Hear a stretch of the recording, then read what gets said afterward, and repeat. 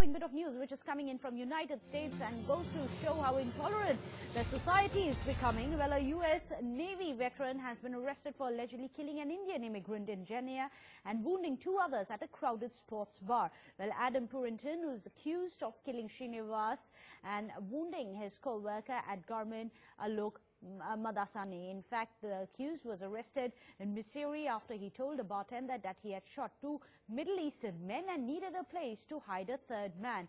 Grillot was also shot when he tried to stop the gunman at Austin's Bar and Grille in Olathe, which is in Kansas. In fact, the 2 of these Indian men were both of them of Indian descent. They were working as engineers at the GPS maker International in Olathe. Well, in fact, let's go across to our foreign affairs editor, Geeta Mohan, who's joining us with more on this. This is what the whole of the world has been very worried about. The fact that America, the white America, is going to become very, very intolerant towards immigrant. And unfortunately, it's Indians who borne the brunt of it, it seems.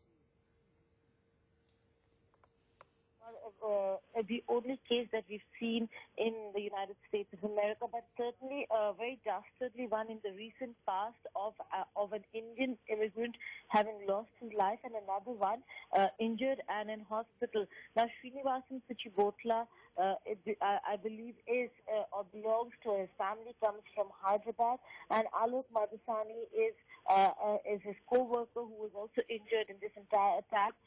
We are yet to get details on if the Minister of External Affairs, given that there is a time difference and it is night over here, would only be learning of this entire incident and then seeking details from the headquarters in the United States of America as to how they're taking it up with the authorities and what are the details of this entire case. But certainly, prima facie, what one can see and gather is that it is a racist attack, with the man asking the Indian immigrants who were there at the very same bar to get out of his country. And with that, it is very clear, while he's been arrested, that this certainly was a racist attack, an attack against a particular race, and the whole white supremacist ideas of certain people that the United States of America only belongs to the white men and white people is what he was trying to emphasize when he really went ahead and shot the Indian immigrant Srinivas Kuchibhotla and then went ahead and wounded not just a co-worker, Alok Madasani, but another man, Grillot, who had tried to stop the gunman at the bar from going ahead going into a killing spree. Certainly, details are still awaited as to what is really happening, apart from the fact that we know that the killer has been arrested. But how are the Indian authorities and the Indian mission going to take it up with the U.S. authorities, and what are the details of pursuing the case and then bringing the body to India if needed, if the family is in India? We do not have details of whether the family is there, but he is survived by a wife. This is very disturbing, Geeta. 2 of these victims of this white supremacy, unfortunately, are Indians. Do we expect the External Affairs Ministry to step in some manner, reach out to the family, because several arrangements need to be made from here onwards? Well, absolutely. If the report suggests the man was an Indian immigrant, which means he was not just of Indian origin, but was there to work, which means he has a family here, he's an Indian citizen. The Ministry of External Affairs will have to step in. They will be seeking details from the Indian mission. There will be a report that will be sent to the headquarters, and the mission will then proceed to help the family in any which way that they want. Also look into the matter and the case officially, at official capacity by the mission, given that we're talking about Indian nationals here.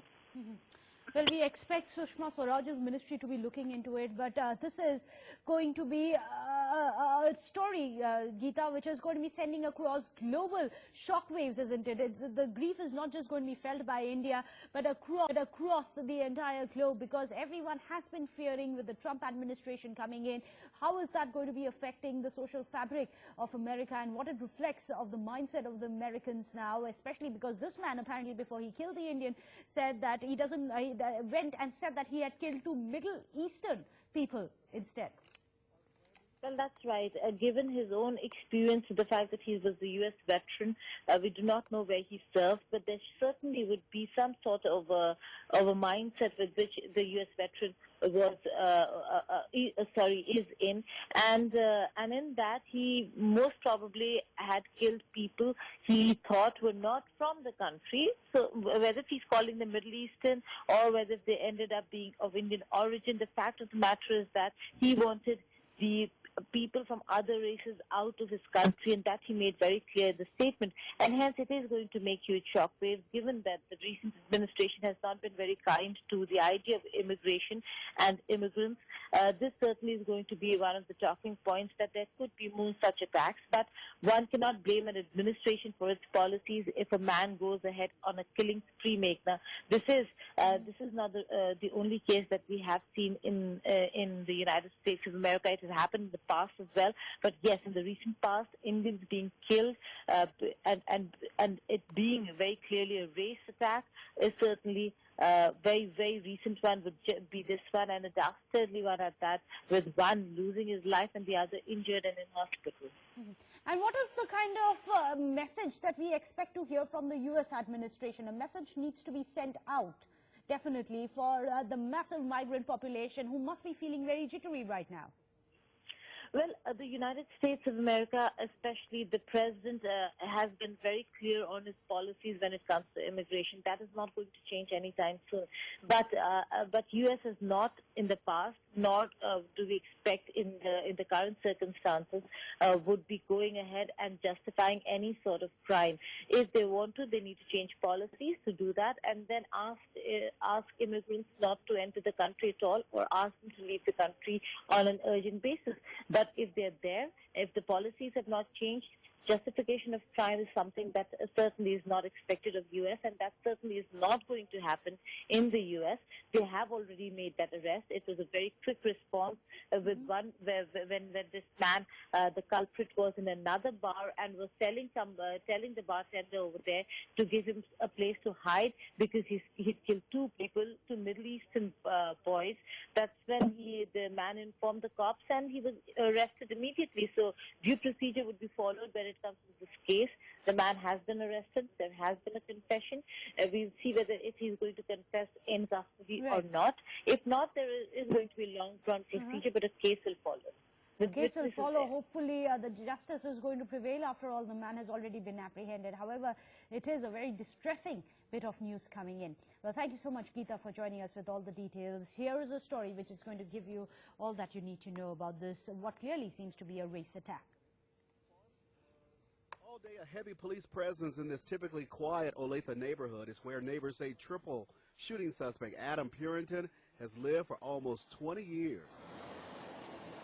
I never seen him really get angry. Richard Morris lives next door to Purinton. Morris says Purinton, a 51-year-old Navy veteran, lives alone in this two-story house. Just quiet, kind of reclusive. The last couple of years since his father died, he didn't see him much. He just kind of stayed by himself. Another neighbor tells Fox 4 Purinton owned several guns and had a battle with alcohol. A look into Purinton's record reveals in 1999 and 2008, he received speeding tickets in Johnson County. A 1999 DUI ticket Purinton got, also in Johnson County, was dismissed.